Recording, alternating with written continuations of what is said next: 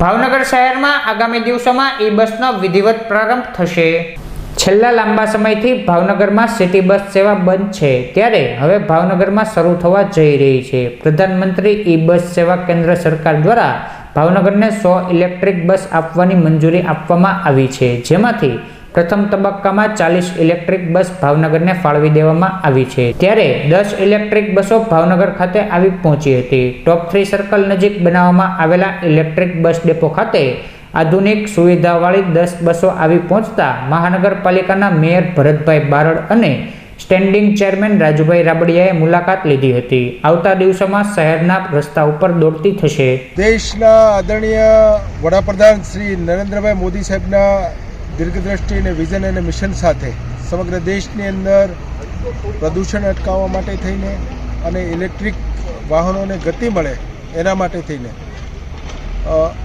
PM e બસ સેવાઓની શુભ શરૂઆત થઈ રહી છે, જેમાં ગુજરાત રાજ્યની અંદર ભાવનગર મહાનગરપાલિકામાં આજે 12 બસ અત્યારે બસ ડેપો ઉપર આવી પહોંચી છે। 40 બસની ડિલિવરી છે, બાકીની બસ ઓન વે છે અને 2 દિવસમાં બધી જ 40 બસ અહીંયા ભાવનગર ખાતે ઉપલબ્ધ થવાની છે। સાથે સાથે આપને જણાવતા આનંદ થાય છે કે ભાવનગર મહાનગરપાલિકા દ્વારા ગુજરાતની અંદર સૌથી પહેલું ઈ બસ સ્ટેશન ઊભું કરવાનું કામ કર્યું છે અને સંપૂર્ણપણે તૈયારી સાથે આ 24 કરોડના ખર્ચે અધેવાડા વિસ્તારની અંદર આ બસ સ્ટેન્ડની શુભ શરૂઆત કરી ચૂક્યા છીએ।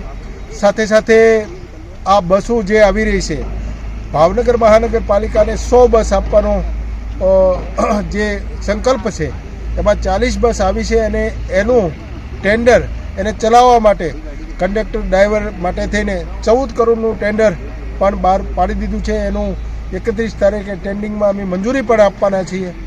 ત્યારે આ પ્રસંગે આદરણીય મુખ્યમંત્રી શ્રી ભૂપેન્દ્રભાઈ પટેલ સાહેબ, આદરણીય નરેન્દ્રભાઈ મોદી સાહેબ અને ભાવનગર મહાનગરપાલિકાના મેયર શ્રી ભરતભાઈ બારડના નેતૃત્વ અમે જ્યારે કામ કરી રહ્યા છીએ, ત્યારે ભાવનગરની અંદર આ 17 અલગ અલગ રૂટ બનાવવામાં આવ્યા છે અને 28 કિલોમીટરની પેરીફેરીની અંદર આ સિટી બસ ફરવાની છે। આ સિટી બસની અંદર 4 કેમેરાઓ, દિવ્યાંગ લોકોને ચડવા માટેની ટ્રાયસિકલ ચડાવવા માટેની અલગ વ્યવસ્થાઓ, એની સાથે 25 લોકો બેસી શકે એ પ્રકારનું સીટિંગ અને ઊભા રહેવા માટે પણ અલગ પ્રકારની વ્યવસ્થા આ સિટી બસની અંદર આપવામાં આવી છે।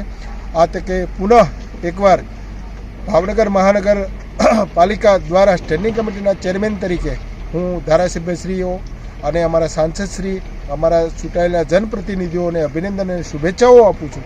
સાથે સાથે ભાવનગરના નગરજનોને આશ્વાસ કરું છું કે આગામી દિવસોમાં ભાવનગર મહાનગર પરિવહન માટે, લોકોને આવવા જવા માટે, લોકોને ધંધા રોજગાર ઉપર જવા માટે એક નવી કનેક્ટિવિટી સાથે, નવા ક્લેવર સાથે ભાવનગરમાં પુનઃ મળશું અને મા ખોડિયારને પ્રાર્થના કરીએ કે આ સેવાઓ મજબૂત રીતે ચાલે, એના માટે આપણે સૌ કટિબદ્ધ બનીએ।